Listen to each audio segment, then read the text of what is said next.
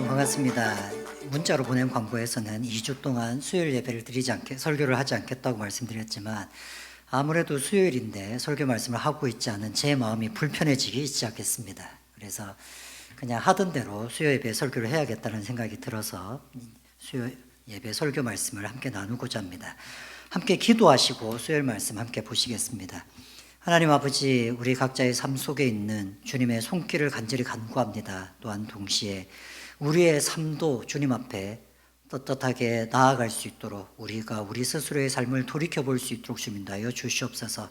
감사를 드리옵고 고난 가운데 있는 우리 성도들 한 명 한 명 붙잡아 주시기를 원하오며 예수님의 이름으로 기도드렸습니다. 네, 오늘은 이사야서 1장 11절에서 17절의 말씀을 가지고 신앙생활이 익숙한 사람들에게 라는 제목으로 말씀을 전하고자 합니다.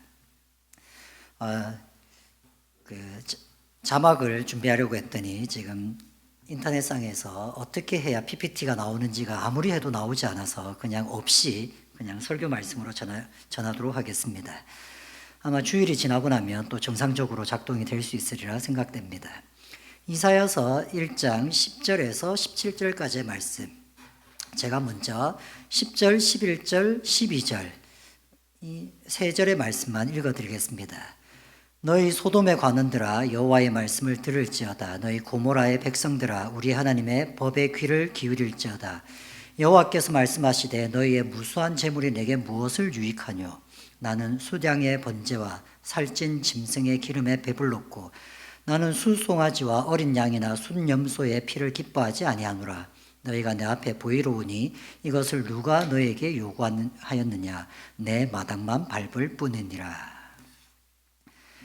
오늘은 이 말씀으로 신앙생활이 익숙한 사람들에게 라는 제목으로 말씀을 전하고자 합니다. 우리는 어느 정도 시점이 지나면 신앙생활이 익숙해졌다는 것을 알게 됩니다. 저 같은 경우만 해도 벌써 예수님을 믿은 지가 50년이 넘어갑니다. 50년 동안 주일날마다 예배를 드렸으니 그 수많은 예배가 저한테 얼마나 익숙해졌겠습니까? 저 같은 사람에게 주일날 교회 가지 말고 그냥 집에 있으라고 얘기하라면 아마 저 같은 사람은 굉장히 힘든 날이 될 겁니다. 제가 영안교회에서 사역을 하고 있을 때에 영안교회에 오신 초신자들이 많이 있었습니다. 그러면 이제 저희 맡은 교구가 되면 그 초신자를 신방하러 가야 되는 것이었죠. 마침 어떤 분이 오셨는데 신방을 가봤더니 병원으로 신방을 와달라는 것이었습니다. 그래서 병원으로 갔더니 마취과 의사였습니다. 그래서 어떻게 교회 오시게 되었냐 이래저래 물어보니까 그 병원 원장님이 저희 교회를 나오시게 된 겁니다. 그래서 그 원장님이 마취과 의사에게 당신도 교회 한번 나와봐라 이렇게 하는 바람에 교회를 오게 되었고 몇 주간은 교회를 나오시게 되었습니다. 그래서 그분께 교회 와서 뭐가 좋았냐 그랬더니 좋은 것은 아직 잘 모르겠다고 하셨습니다. 그래서 뭐가 힘드냐라고 물어봤더니 전혀 제가 생각지 못하는 대답을 하셨습니다. 그분이 저한테 대답하기를 일요일 날 양복을 입는 게 힘듭니다. 노는 날이었는데 교회 다니기 전에 노는 날이었는데 그날 그냥 양복을 입고 출근하듯이 다시 어디를 가야 된다는 것이 자기한테는 힘든 일이었다는 것입니다. 신앙생활은 종종 우리에게 낯선 경험을 하게 해주기도 합니다. 그래서 예수님을 안 믿던 사람이 예수님을 믿게 되면 야, 이런 게 신앙생활이구나. 매일 일요일 아침마다 늦잠을 잤는데 이제는 교회 갈 수 있어서 귀찮은 것 같다가도 또 갈 곳이 있으니까 참 좋군. 이런 생각이 들 때도 있습니다. 네, 이런 생활이 10년, 20년 지나다 보면 그 신앙생활이 너무 익숙해지다 보면 그걸 하지 않는 것이 오히려 어색한 그런 시점이 오게 됩니다. 우리는 원래 하던 일을 계속 반복하게 되면 매너리즘에 빠지게 됩니다. 근데 이런 신앙의 매너리즘은 조금 독특한 면이 있습니다. 신앙의 매너리즘의 독특한 점은 그것을 어느 누구도 매너리즘이라고 생각하지 않습니다. 어떤 사람이 10년 동안 교회를 다니셨습니다. 아이고, 당신은 10년 동안 교회를 한 번도 빠지지 않고 주일날 오셨네요. 아이고, 매너리즘에 빠지셨네요. 누가 그렇게 하겠습니까? 신앙생활은 꾸준히 주일 예배 참석하고 꾸준히 성가대를 하고 꾸준히 교사를 하고 뭔가 10년, 20년 꾸준히 하면 이것을 매너리즘이라고 보지 않고 아주 신앙이 좋다라고 생각을 합니다. 그리고 또한 그렇게 자기가 하던 사역을 손 놓고 싶을 때마다 스스로 다짐합니다. 주님이 허락하실 때까지는 이 사역을 잘 감당해야지. 지금 이스라엘 나라도 어떤 일이 있어도 하나님 앞에 제사 지내고 예배 드리는 것을 놓치지 않는 나라였습니다. 그리고 지금은 그 이사야가 활동하고 있는 이 시절은 더더욱더 충실하게 하나님 앞에서 봉사하고 하나님 앞에 나아갔던 시절이었습니다. 그때 하나님께서 이스라엘 백성에게 하신 말씀이 이것이었습니다. 너희가 날마다 나한테 번제물을 갖고 오지만 그것은 나한테 보이려고만, 형식적으로만 오는 거니까 나는 그것을 받기가 불편하다, 이런 얘기를 하십니다. 그래서 13절 이렇게 말씀하십니다. 헛된 제물을 다시 가져오지 말라. 분향은 내가 가증히 여기는 바요. 월삭과 안식일과 대회로 모이는 것도 그러하니 성회와 아울러 악을 행하는 것을 내가 견디지 못하겠노라. 14절 이렇게 말씀하십니다. 내 마음이 너희의 월삭과 정한 절기를 싫어하나니 그것이 내게 무거운 짐이라. 내가 지기에 곤비하였느니라. 하나님을 향해서 당연히 해야 될 예배, 제사, 헌금 같은 제물, 이런 것들에 대해서 꾸준히 하고 있는 사람들을 하나님은 이렇게 책망하신 겁니다. 그런 거 갖고 오는 거 내 마당만 밟을 뿐이다. 그리고 너희가 정해놓은 월삭, 11조 같은 것이죠. 이런 것들이 오히려 나한테는 짐이다, 짐. 이렇게 얘기하시는 것입니다. 더 이상 이런 것을 안 했으면 좋겠다. 이렇게 얘기를 하시는 것이죠. 하나님께서는 자신에게 충실하게 예배드리고 있는 사람들에게 충실하게 예배를 드리고는 있지만 너희들은 큰 잘못이 있어서 그냥 예배드리는 것은 예배드리는 대로, 그런데 그 예배를 드리는 것에 어떤 진심도 느껴지지 않고 그 예배가 오히려 나한테 짐스럽다라고 얘기하십니다. 도대체 하나님께 이런 신앙생활은 왜 짐이 된다고 얘기하셨을까요? 아마 그렇게 신앙생활을 하는 사람들의 많은 사람은 내가 이렇게 신앙생활하고 있으니 하나님이 나한테 축복하시겠지. 내가 그래도 빠짐없이 이렇게 예배드리고 이렇게 헌금하고 있으니 당연히 하나님은 나를 축복해 주시겠지. 이런 것들에 대한 짐스러움을 느낀 것은 아니실까요? 도대체 이 사람들은 뭐가 잘못됐길래 이렇게 정기적으로 예배드리고 규칙적으로 예배드리는 것에 대해서 하나님은 이렇게 싫어한다고 말씀하실까요? 싫어했던 이유가 15절부터 나옵니다. 너희가 손을 펼 때에 내가 눈을 너희에게 가리고 너희가 많이 기도할지라도 내가 듣지 아니하리니 이는 너희의 손에 피가 가득함이라. 그들이 예배드리는 것에는 문제가 없었습니다.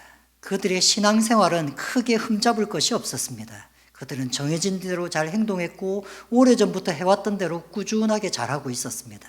그런데 그들이 문제가 있었던 것은 그들의 손에 피가 가득함이었기 때문입니다. 이 피는 종교생활에서 묻은 것이 아니었습니다. 이 피는 그들의 사회생활, 그들의 일상 삶 속에서 묻었던 피였습니다. 이 피는 아마 다른 사람들을 고생하게 만들고 다른 사람을 도와주지 않고 다른 사람들에게 사기치고 등쳐먹었던 이런 모든 것들을 포함하고 있는 것처럼 보입니다. 그래서 그 내용을 16절은 이렇게 얘기합니다. 너희는 스스로 씻으며 스스로 깨끗하게 하여 내 목전에서 너희의 악한 행실을 버리고 행악을 그치고 17절 선행을 배우며 정의를 구하며 학대받는 자를 도와주며 고아를 위하여 신원하며 과부를 위하여 변호하라 하셨느니라. 그들의 신앙생활에 문제가 있었던 것은 아닙니다.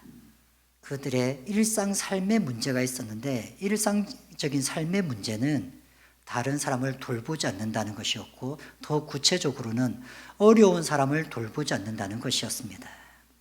그래서 그것이 오히려 피가 가득한 손이라고 얘기하는 것이었습니다.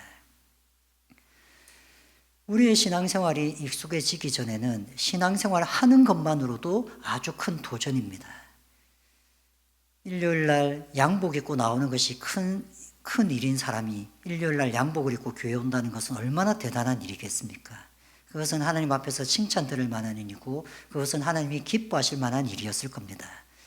하지만 어느 정도 시간이 지나서 하나님 앞에 예배드리고 주의를 지키는 것이 너무나도 익숙한 사람들은 그것만 하면 신앙생활이 끝났다고 생각하는 순간 하나님은 이사야서 1장의 말씀처럼 이렇게 얘기하시는 겁니다.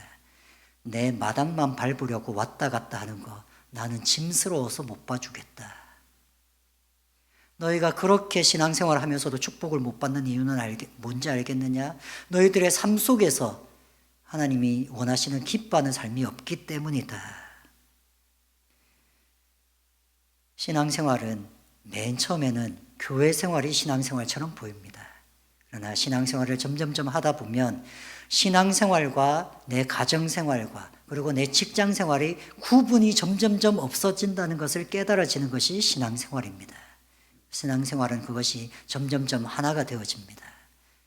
직장에서 누군가에게 화를 냈는데 야 이거 하나님께서 싫어하시는 일은 아닐까? 이렇게 생각하는 게 정상입니다. 가정에서 어떤 일이 일어났는데 이것은 하나님의 뜻이 있는 것은 아닐까? 당연히 그렇습니다.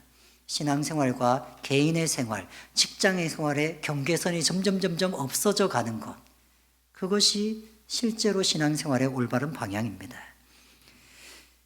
오히려 신앙생활은 신앙생활대로 따로 하고 세상에서 살아가는 것은 세상생활은 하나님 없이 똑같이 세상 사람들과 살아가는 것, 그것을 하나님은 못 견딜 일이라고 얘기하시는 것입니다. 신앙생활이 익숙한 사람은 나의 모든 것이 신앙생활이라는 것을 절대 잃어버려서는 안 됩니다. 목회자의 삶이 항상 힘들다고 얘기하는 것이 있다면 어디 가도 목회자이기 때문입니다. 목회자의 삶은 어디 가서도 목회자입니다. 제가 한 번은 해운대에 있을 때 찻길을 건널 때였습니다. 저희 교회 앞에 쬐끄만 찻길이 있습니다. 그래서 해운대 사는 그 동네 사람들은 그 찻길을 건널 때는 그냥 건너갑니다. 묘하게도 한 200m, 한 100m 떨어져 있는 간격으로 하나는 신호등이 있고 하나는 신호등이 없는 건널목이 있습니다. 100m도 채 떨어지지 않았을 것 같습니다. 그러니 동네 사람들은 그냥 그 길을 차도 많이 다니지 않으니까 그냥 지나가 버리는 겁니다. 저도 매일 그 길을 그냥 그렇게 지나갈 때가 있었습니다.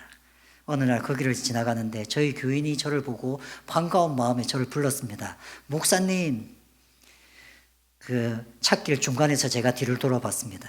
아마 그 옆에 있는 사람들은 다 제가 목사인 줄 알았을 겁니다. 어쩌면 하나님께서 저희의 교통을 지키지 않는 저의 모습을 고치기 위해서 그런 수치를 당하게 하셨는지도 모르겠습니다. 목사의 삶이 어려운 것이라고 할 때는 목사의 삶이 가정생활도 목사답게 해야 되고 교회에서도 목사답게 해야 되고 교회가 아닌 곳에서도 목사답게 해야 하는 것이 실은 목사의 삶에서 가장 어려운 부분 중에 하나일 것입니다. 목사라는 직업이 원래 그런 직업이니까요. 하지만 이것은 어디 저만의 일이겠습니까? 당신은 교회 다니는 사람이군, 이 말을 우리가 숨기고 싶어하는 마음이 들 때가 얼마나 많이 있습니까? 내가 교회 다닌다는 것을 저 사람이 차라리 몰랐다면 얼마나 좋았을까. 그러나 우리 주변에 있는 모든 사람들이 우리가 교회 다닌다는 것을 잘 알고 있을 뿐만 아니라 거기에서 맞추어서 살아가는 것이 올바른 신앙생활이라고 할 수 있습니다. 여러분의 신앙생활이 교회나 직장이나 가정이나 한결같기를 바랍니다. 또한 저의 신앙생활도 그러기를 바랍니다. 신앙생활에 익숙한 우리 모두가 그 신앙생활을 어느 곳에서나 똑같이 행동할 수 있기를 간절히 바랍니다. 우리 함께 기도하시겠습니다. 하나님 아버지, 우리가 한결같이 주님 앞에 기도하며 나아갈 때마다 주님 도와주셔서 변함없는 믿음으로 어느 곳에서나 한결같이 생활할 수 있도록 주여 인도하여 주시옵소서. 특별히 원업기는 날마다 겪는 어려움을 갖고 시험 걸릴까 넘어질까 어려워하는 우리 성도들이 있습니다. 주님, 그들의 마음을 붙잡아 주시고 주님께서 주시는 해결책과 주님께서 주시는 힘을 가지고 살아갈 수 있도록 주여 인도하여 주시옵소서. 또 우리의 삶이 늘 주님 앞에서 한결같이 살아갈 수 있기를 간절히 간구하오며 예수님의 이름으로 기도드렸습니다.